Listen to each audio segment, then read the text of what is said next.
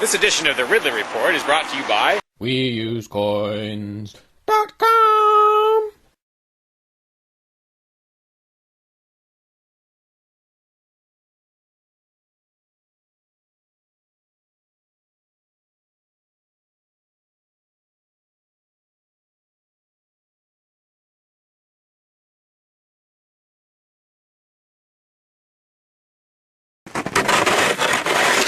When I was out there a couple years ago, I tried to do a video, I got rid of some of the ice and did a little video about it, suggesting maybe that I shouldn't be the only one.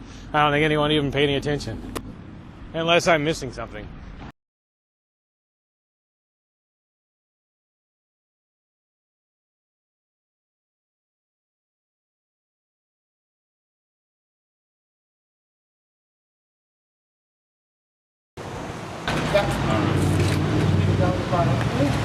Yeah, Free Staters are always saying more Mayberry, less Fallujah. I'd like to say more Mayberry, less Move. If you remember Move, they were the communist-leaning commune in Philadelphia that was burned to the ground by authorities along with most of the neighborhood. Why? Well, because they were perceived as sort of a threat to the neighborhood. Their demeanor and actions didn't really always do much to help ease that perception. Initiation of property tax resistance. Simply put, I bought this land here under the impression that I own it. It should be accompanied by and thus associated with some sort of improvement to the neighborhood.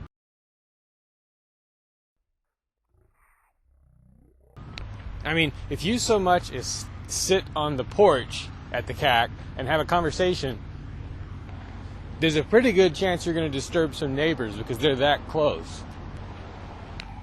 Imagine how much negativity there's going to be toward the CAC, toward Lien, as the place starts to become a real ground zero of some kind of property tax revolt. Because a lot of things will probably have to be done at or near the CAC to harden it in some way against the authorities. Once that 3-year mark is crossed and the place can be seized, there's going to have to be quite a few people there at all times so that when they come for it, the maximum stink can be raised. But again, it's in such a residential neighborhood that the stink is going to be a double-edged sword. My expectation would be that on the day they come for the house, the authorities will impose... Well, actually, before they even take it, they may impose an exclusion zone, which bans any number of people from being at the house. On the day they take it, they will probably block roads leading to it. The way you handle that, maybe, would be to create scenes of some sort at each of the roadblocks, or to occupy some piece of town property in response, peaceably, expecting to be dragged out of there. But the goal here, I think, probably should be not just to maximize publicity, everyone already knows that, but to trigger a sort of second or third phase in the property tax revolt, to inspire someone else to do the same thing, hopefully 10 or 15 someone else's. Now, if Lien and company have set different goals, fine. But what exactly are the goals? I mean, there should be clearly defined objectives. Every aspect of this should be documented as well as possible, especially on video.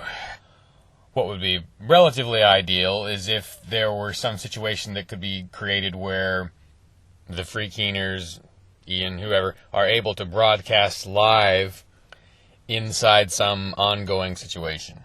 So would that require barricades of some kind? Would it require boarding up the windows? Should there be some method by which the people inside the home can render the home unusable to the bad guys after they've got it? Again, in a peaceable manner. Retreating armies, I guess in the days of old, would, well, I don't know if it was always done by retreating armies, but someone would sow the ground with salt, right, so you couldn't grow there. The Swiss, in their time, made plans to eliminate infrastructure on their withdrawal from Nazi troops in the event of an invasion. In our less warlike situation, what are the options for the free keeners? Are you in favor of this? Then why do you use this? Instead, maybe you should use this. Spending a government's currency does more than anything else to prop up that government. Please, starve the monster by using other currencies when you can. The most exciting of these is Bitcoin, the currency of peace. Inflation resistant, it's the easiest